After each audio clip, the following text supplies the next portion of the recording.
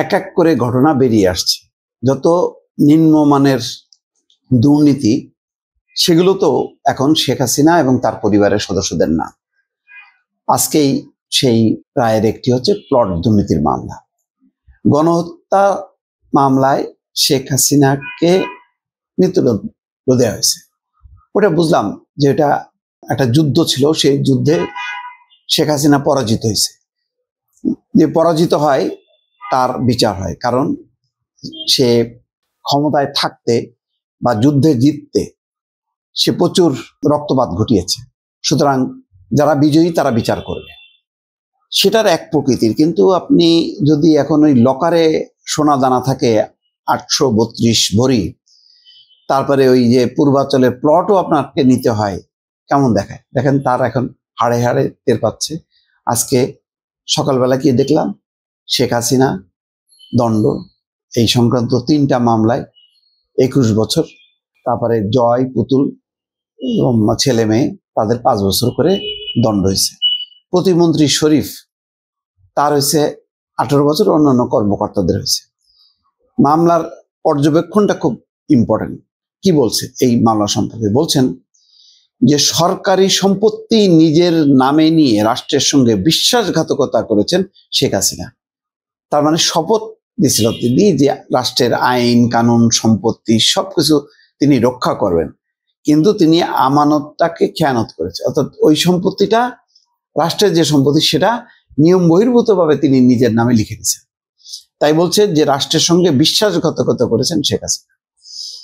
একই সাথে প্লট নেওয়ার জন্য যে হলফনামা দেওয়া হয়েছিল তাতে নোটারি করা ছিল না বিধায় সেই হলফনামা জাল নথি ছিল বলে রায়ে উল্লেখ করেছে আদালত।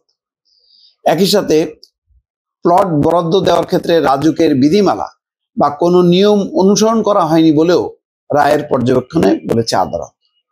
অর্থাৎ এই দেওয়ার ক্ষেত্রে রাজুকের যে বিধিমালা, নিয়ম যেভাবে প্রসেস করতে হয় সেটা কিছু করা হয়নি। এখন এইটা বলেন যে এটা কোনো কথা হলো? শেখ হাসিনা, শেখ রেহানা তার পরিবারের বিরুদ্ধে এই বছরের শুরুতে মোট 6টি মামলা করে দুদক। এই 6টার মধ্যে 3টা আজকে হয়ে গেল, আর 3টা বাকি আছে। ওই যে শেখ রেহানা, ববি আর হচ্ছে টিউলিপের জন্য। এইটা খুব ইন্টারেস্টিং, কারণ এখানে টিউলিপ হলো ব্রিটিশ এমপি, তারও মানে দণ্ড হওয়ার একটা পরিস্থিতি তৈরি হয়েছে।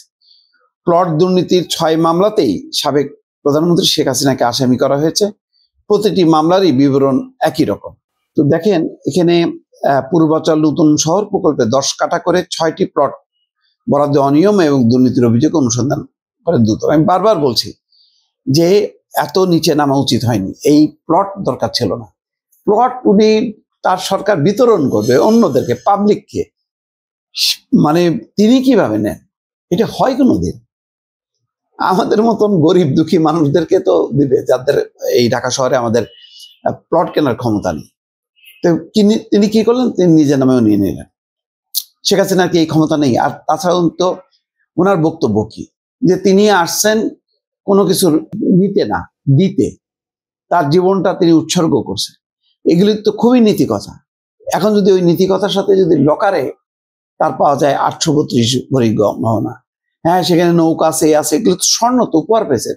উপহার পেলে আপনি পার্টি ফান্ডে দেন, সরকারি ফান্ডে দিয়ে দেন, তা তো দেন নেই, নিজের লকারে রেখে দিয়েছেন।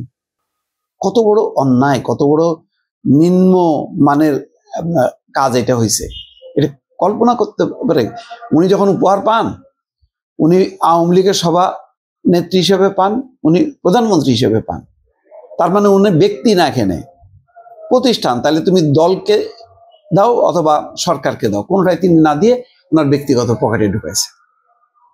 বুঝেন ওনার মানে চিন্তা চেতনার হাইটটা কি, এটা একটু বোঝার চেষ্টা করেন। আমার এই কথা শুনে অনেক আওয়ামী লীগের নেতা কর্মীরা ক্ষুব্ধ হবেন, কিন্তু এগুলো ভাবেন ভাই, ভাবেন, এখনই ভাবনার সময়। এখন তো ক্ষমতা নেই, আস্তে আস্তে ভাবেন যে কি আপনারা করছেন আর কি করা উচিত ছিল আসলে।